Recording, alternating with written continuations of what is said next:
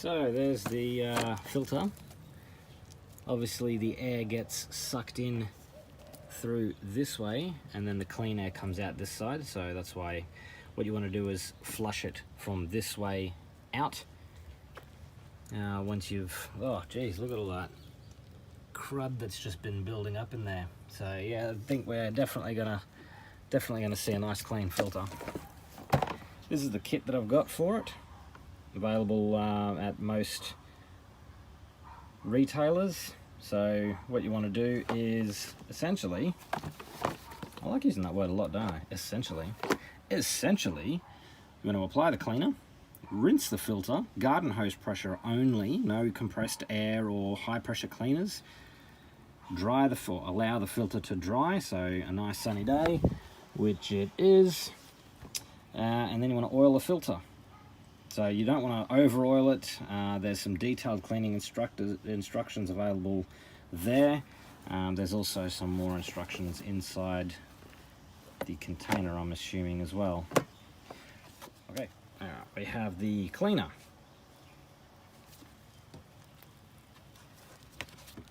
We have the air filter oil. That's actually a compressed gas can, or yeah, that's just a like liquid, so that's not an aerosol, that's an aerosol.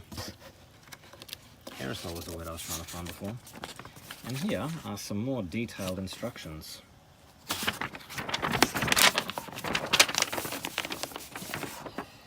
Liberally spray K&N filter cleaner or K&N power clean, K&N air filter cleaner on both sides of the filter and allow to soak for 10 minutes to loosen dirt. Do not allow cleaner to dry on the filter. Rinse off air filter with cool low pressure water from the clean side out in order to flush the dirt out of the filter. So exactly what I said. Continue to rinse off until all traces are If necessary, repeat steps 1 and 2. So if it's really dirty, which this one is, we might need to add some more of that cleaner and really dissolve that schmutz. Gently shake off the excess water. Allow to dry naturally. Allow to dry naturally. Do not oil the filter until it is dry. Oh, sorry, do not oil until the filter is dry. Sorry, I'm paraphrasing a lot here. The aerosol oil is what we have. Spray K&N air filter oil evenly along the crown of each filter pleat, holding the nozzle about 3 inches away. That's about 76 millimeters for those of you on the metric system. Allow the oil to wick for approximately 20 minutes. Touch up any light areas either side of the filter until there is a uniform red color on all areas. So you don't want to over oil it. There has long been a discussion, basically ever since K&N filters were invented, whether or not the oil is prone to messing up MAF sensors or airflow meters, the hot wire sensors that go in the air intake that measure the airflow.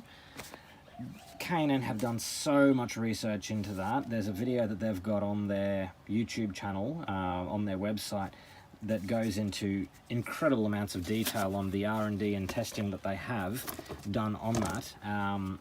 However, you don't want to over oil it anyway, so just err on the side of caution. You can see it's a light pinky, sort of light red color, or dark pink, light red color. That's about all the oil you need. You don't need to have the thing dripping with oil. If you have done that, that's too much. Start again, rinse it out, and then apply your oil again. All right, so we'll get this cooking and let it soak.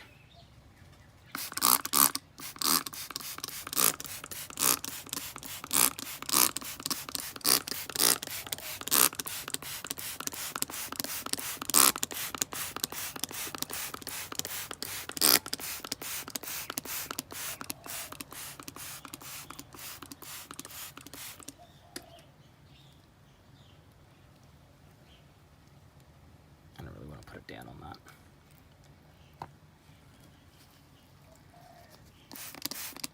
Oh, there's bugs, birds, leaves, trees, mountains, everything's in here. Mind you though, this probably isn't the dirtiest filter I've ever seen. Yeah, a bit of finger fatigue there, get a bit of thumb action in it. Sounds Sounds like a movie, doesn't it? Finger fatigue, get some thumb action.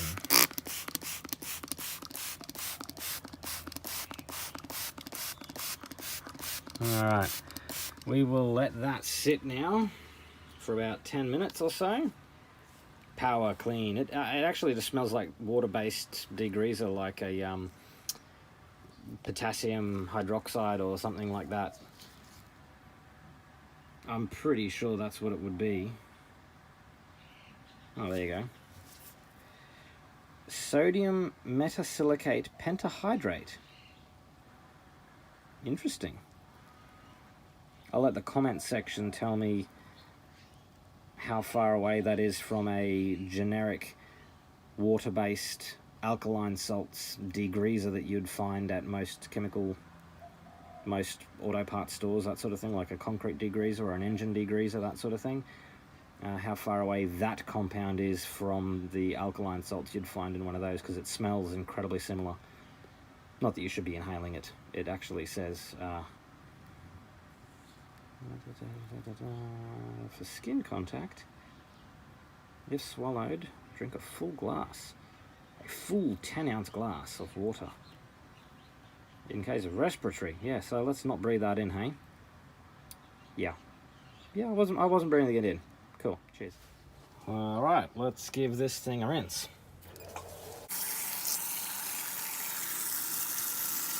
That's coming out very clearly, but there is a lot of crud coming out of it.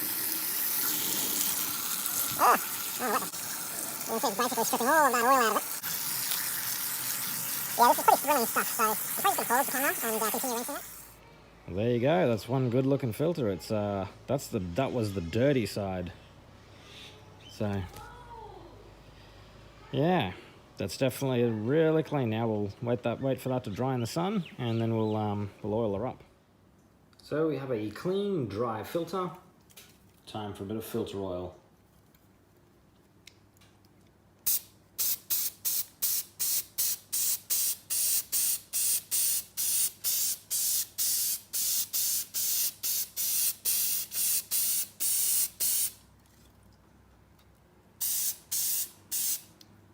Okay, so it looks pretty uniform on that side. I'm going to flip it over. Do the same on this side, and then we'll let it soak for about 10 minutes and really wick through all of that cotton fibre there.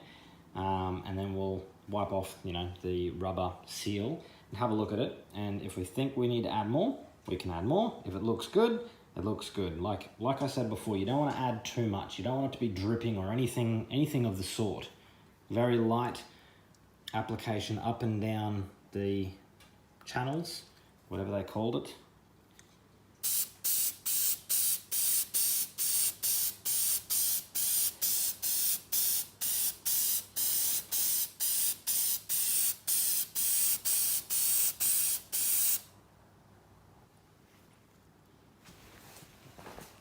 Now if you wanted to look at it this way, you could also apply it this way.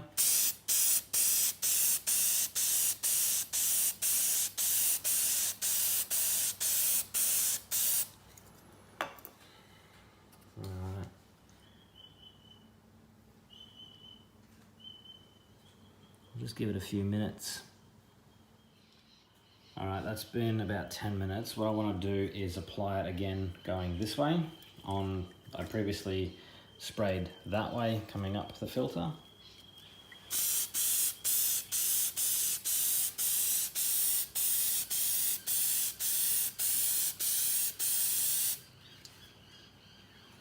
And I think that should do it. I'm very comfortable with the amount of oil that's on there. Doesn't look like it's too much by any means.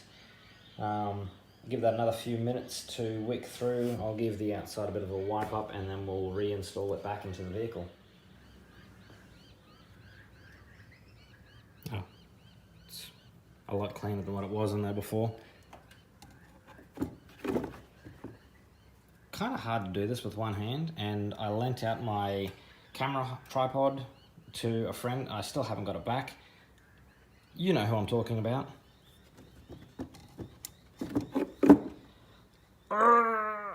Okay, there we go. Now we'll put him back on and screw him back in.